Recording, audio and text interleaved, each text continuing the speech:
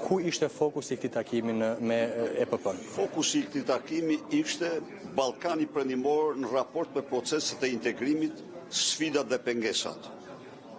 Pata rast të paraqes pikpamjet e Partisë Demokratike mbi procesin e integrimit të Shqipërisë dhe të rajonit.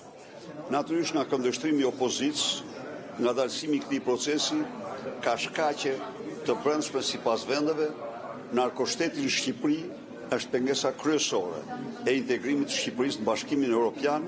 Narkoshteti Shqipëria si narkoshteti i parë dhe i vetëm në Europë është jo tërësisht e njohur si e tillë, por unë mendoj se po kontribohet gjithnjë më shumë për të bërë të njohur para elitës politike të qendrës djathtë europiane dhe më gjerë realitetin shqiptar.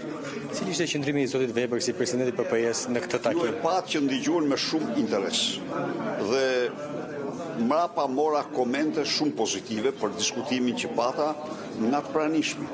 Ishte një diskutim i hapur, natyrisht ishte qesh i vetmi opozitar në panel sepse tjerët përfaqësonin qeveri.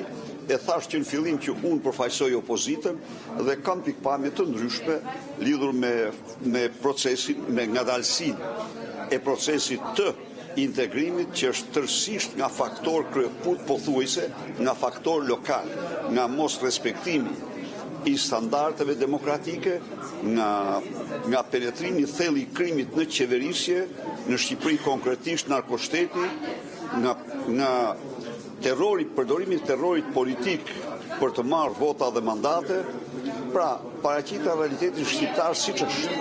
Zoti Berisha, si u prit rikthimi juaj në EPP pas shumë kohësh në fakt? U prit në mënyrë të shkëlqyer. Ky rikthim i llojit është epik.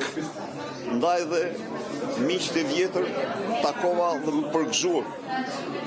Natyrisht edhe vendosmëria e tyre. Shqipëria nuk është më ajo që ishte. Njohurit për Shqipëria në krejt tjera sot. Edi Rama do t'i ketë kohra të pamundura të manipuloj siç ka manipuluar gjërë sot opinionet. Edhe diçka të fundit. Është kjo koha e rikthimeve të Sali Berishës? Është fakta. Kjo është e vërtetë. E vërteta kjo është.